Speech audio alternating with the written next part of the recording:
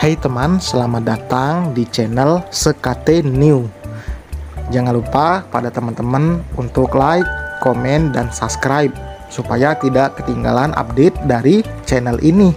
Mimin ucapkan terima kasih. Selamat menyaksikan. Subuh di musola kecil yang ada di kediaman Tiara.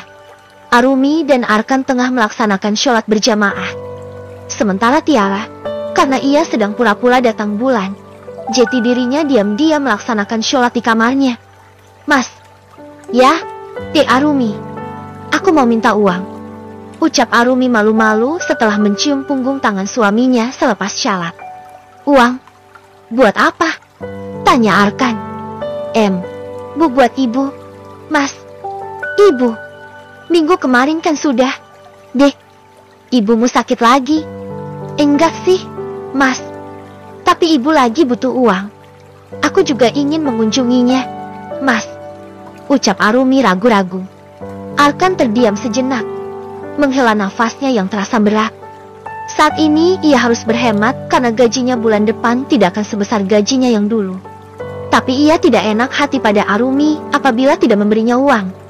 Baiklah, tapi aku tidak bisa mengantarmu ya. Arkan meraih ponselnya, langsung mengirimkan sejumlah uang pada Arumi. Sudah aku transfer 2 juta ya, Cukuplah buat ongkos dan ngasih buat ibu kamu, ucapnya. Hah? 2 juta? Arumi terlihat terkejut.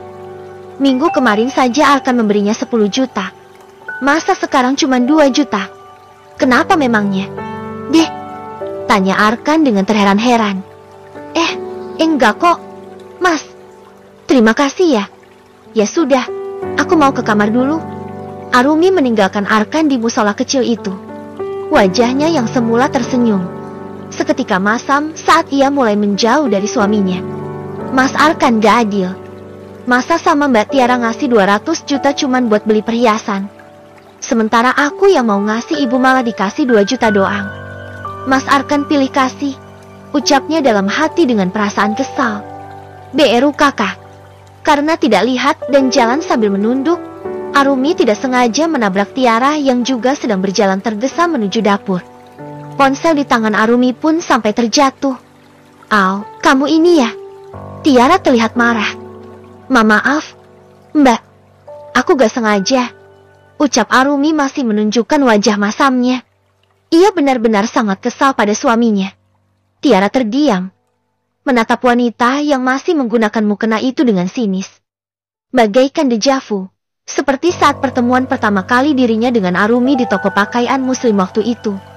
Ia dan Arumi bertabrakan dan ponsel di tangan Arumi pun terjatuh. Arumi berjongkok, memungut ponselnya itu. Sementara Tiara tidak punya niatan sama sekali untuk membantu atau meminta maaf. Jika dulu aku kagum saat pertama kali melihat wanita bercadar dengan mata indah ini, tapi sekarang, aku muak. Wanita yang tak sengaja bertabrakan denganku, ternyata wanita yang kini menghancurkan rumah tanggaku. Nanti malam aku pulang telat ya, Mas. Aku ada undangan makan malam. Tiara berbicara lembut dan manja, tentu saja karena ia sedang bersandiwara. Orang seperti Arkan ini mudah dibodohi jika kita bisa meraih hatinya. Sama siapa? Tanya Arkan. Aku diundang Tante Lawrence, Mas. Ibunya Yuna. Aku ajak Cantika juga kok, Mas. Gak akan lama, ucap Tiara sambil memoleskan lipstik berwarna nude dan merah di bibirnya. Apa? Jadi kamu makan malam sama si Yuna? Arkan terlihat tak senang. Tentu saja ia tidak suka jika istrinya dekat-dekat dengan si Yuna itu. Melihat ekspresi Arkan yang tidak senang, Tiara pun mendekat. Ia merapikan dasi yang melingkar di leher suaminya. Jangan panggil Tiara kalau tidak bisa merayu Arkan. Mamanya Yuna sudah aku anggap orang tua sendiri. Dia selama ini kan di luar negeri, dan sekarang lagi pulang ke Indonesia. Dia mau ketemu aku, Mas. Lagi pula aku bawa Cantika kok. Tiara mengelus-elus dada bidang suaminya. Arkan terdiam, menimang-nimang permintaan dari istrinya itu. Mau melarang, ia takut Tiara marah. Kalau mengizinkan, Arkan malah gelisah. Tapi, ada Cantika ini. Si Yuna itu pasti tidak akan macam-macam pada istriku, gumamnya. Baiklah kalau begitu, sayang. Kamu boleh kok menghadiri undangan makan malam itu. Tapi ingat, jangan pulang larut ya. Dan jangan dekat-dekat sama si Yuna. Kamu hanya boleh ngobrol dan dekat dengan Nyonya Lawrence saja. Arkan mengenal Nyonya Lawrence. Ia pernah bertemu dengan wanita berwajah bule itu saat pernikahannya dengan Tiara dan saat Tiara melahirkan Cantika. Arkan rasa tidak ada salahnya mengizinkan istrinya untuk menemui Nyonya Lawrence.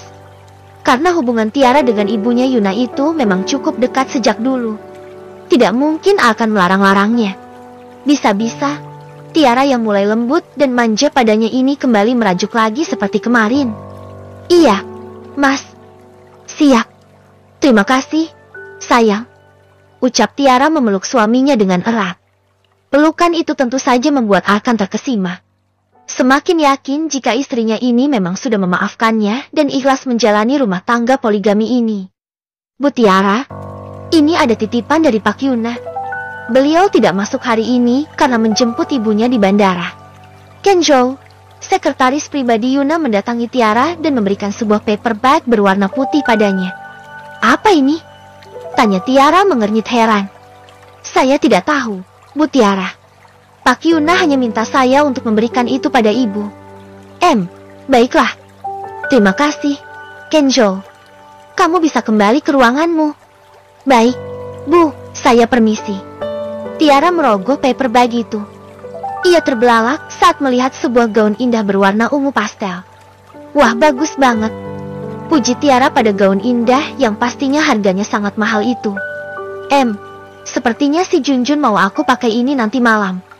Boleh juga seleranya. Tapi, kenapa harus ungu? Apa karena aku mau jadi janda?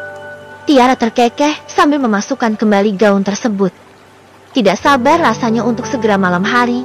Ia sangat merindukan Nyonya Lawrence. Tiara kembali fokus bekerja. Ia sangat bersemangat hari ini. Bagaimana tidak? Ia mendapatkan uang 200 juta secara cuma-cuma dari suaminya. Ia juga menerima kabar dari Sri bahwa si Arumi akan menginap di rumah ibunya. Rasanya hidupnya akan terasa tenang beberapa hari ke depan karena tidak melihat madunya. Tak terasa, jam menunjukkan pukul 4 sore. Sepulang kerja, Tiara langsung menuju salon untuk melakukan perawatan dan make-up di salon langganannya. Tentu saja, ia ingin tampil cantik saat bertemu dengan Nyonya Lawrence. Tiara juga meminta Sri untuk mengantar Cantika ke salon.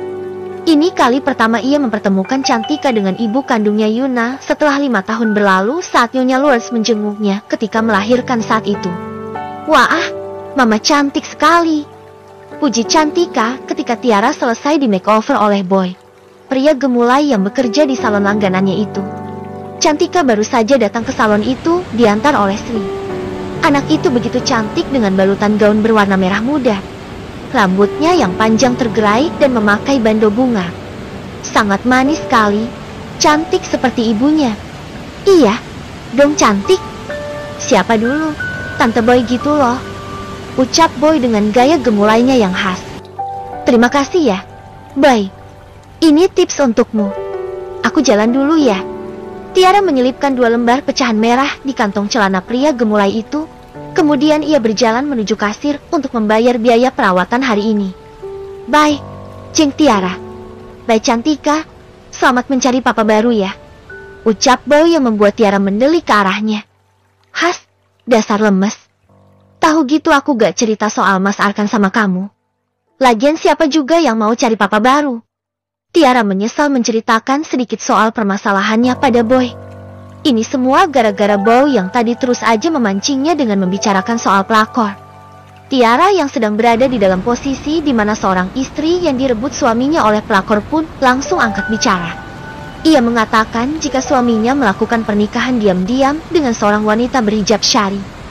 Saingan yang tentu sangat berat bagi Tiara dan akhirnya Tiara memilih untuk berpisah saja. Mendengar itu Boy seketika langsung geram. Pria setengah jeti itu seperti merasakan kesakitan yang Tiara rasakan saat ini. Ia malah menyarankan Tiara untuk melabrak dan mencakar wajah istri kedua Arkan itu.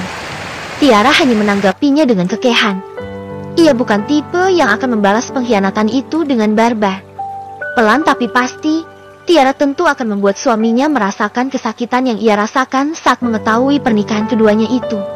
ia akan membuat suaminya jatuh sejatuh-jatuhnya hingga tak mampu untuk bangkit kembali. Bao tentu saja mendukung jika Tiara ingin bercerai. Dan hari ini, ia telah menjadikan Tiara begitu bersinar. Polesan makeup natural berpadu dengan gaun indah yang dikenakan oleh Tiara. Gaun ungu yang terus saja menjadi bahan ledekannya. Bao terus saja meledek Tiara dengan sebutan janda muda. Awas kalau kau bocorkan soal ini, boy. Aku gak mau kenal kamu lagi. Ancam Tiara. Ish, santai aja kali. Lagian mau ditutupi pun nanti orang lain akan tahu jika kalian berpisah. Bawa HP aja. Kau harus dapatkan kebahagiaanmu. HP ya sama si Junjun ganteng itu. Rasa dia cocok tuh jadi calon papanya Cantika. Ledek boy lagi. Kali ini Tiara langsung mencubit pinggang pria gemulai itu dengan kencang sehingga membuat boy meringis kesakitan. Boy juga mengenal Yuna karena CEO itu merupakan pelanggan VIP di sini. Yuna sering melakukan perawatan dari mulai perawatan wajah hingga potong rambut di salon elite ini. Ish, sakit tahu. Biarin. Lagian kamu rese banget. Ya sudah, aku jalan dulu. Lama-lama sama kamu, bisa bikin aku gak waras. Tiara meninggalkan salon itu sambil terkekeh geli. Tentu ia tidak benar-benar marah pada Boy. Biarpun lemes, Boy sangatlah baik dan perhatian. Mama, kita mau ketemu Om Yuna ya? Tanya Cantika dengan wajah cerianya. Anak itu senang karena bisa keluar malam-malam begini bersama ibunya. Iya, sayang. Kita juga mau ketemu Oma. Ucap Tiara sambil fokus menyetir. Oma? Oma Dewi. Tebak anak itu. Bukan, sayang. Kita mau ketemu Oma Lawrence. Dia omanya Cantika juga. Wah, aku punya oma lagi. Banyak juga ya. Mah, ada Nenek Chandler, Oma Dewi. Sekarang ada Oma Laulen. Tutur anak itu dengan bahasanya yang cadel tapi menggemaskan. Iya, sayang. Oma Lawrence itu mamanya Om Yuna. Nanti Cantika salim ya. Siap, Mama. Cantika yang penurut itu terus saja bersenandung riang sepanjang jalan. Jalan berdua bersama putri kecilnya membuat suasana hati Tiara sangat bahagia. Ia terus saja tersenyum. Sesekali menoleh ke belakang di mana Cantika sedang bernyanyi sambil bermain bersama boneka kesayangannya. 30 menit kemudian, mobil Tiara sampai di parkiran sebuah restoran mewah. Awalnya acara makan malam ini akan diadakan di rumahnya Yuna. Hanya saja karena Nyonya Lawrence sangat sibuk dan tidak bisa menyiapkan jamuan makan malam yang mewah, ia pun memutuskan untuk mengundang Tiara makan malam di restoran bintang 5. Nyonya Lawrence juga sudah membooking area lantai atas khusus untuk keluarganya malam ini. Akhirnya sampai. Yuk turun, sayang. Ajak Tiara pada putrinya. Keduanya pun turun dari mobil. Tiara menggenggam tangan Cantika erat-erat dan hendak masuk ke dalam saat sebuah mobil mewah baru saja datang lalu membunyikan klaksonnya. Tiara mengernyit. Siapa yang baru saja datang itu? Bukannya Nyonya Lawrence dan Yuna sudah menunggu di atas. Kebingungan itu akhirnya terjawab saat seseorang turun setelah memarkirkan mobil mewahnya. Pria tampan dengan taksido coklat dan kacamata hitam yang membuatnya terlihat cool. Pria itu membuka kacamata hitamnya, tersenyum ramah dan mendekat ke arah Tiara yang masih melongo tak percaya. Paman Lucas. Hai, Tiara. Apa kabar? Pria itu mengulurkan tangannya pada Tiara. Tiara yang terlihat terkejut dengan kedatangan pria yang sudah 5 tahun lamanya tak bertemu itu seketika menyunggingkan senyumnya. Kejutan sekali, ia tidak menyangka jika akan bertemu dengan Lucas di sini. Baik, Paman. Paman sendiri apa kabarnya? Tanya Tiara membalas jabatan tangan pria tampan dengan rambut berwarna blue shine itu. Sangat baik. Apalagi saat melihatmu di sini. Saya semakin baik. Ucap pria itu yang membuat Tiara langsung membuang pandangannya karena malu. Mama, Om ini siapa? Cantika yang sejak tadi memperhatikan, menarik-narik gaun ibunya. Ia tentu saja tidak mengenal pria asing yang tengah berbicara dengan ibunya itu. Oh, ini Pam. Halo, cantik. Paman adalah calon papa kamu. Ucap Lucas memotong kalimat Tiara. Ia berjongkok, mensejajarkan tubuhnya dengan gadis manis itu. Ucapannya tadi tentu saja membuat Tiara terbeliak dan refleks membekap mulutnya sendiri. What's? calon papa. Bersambung.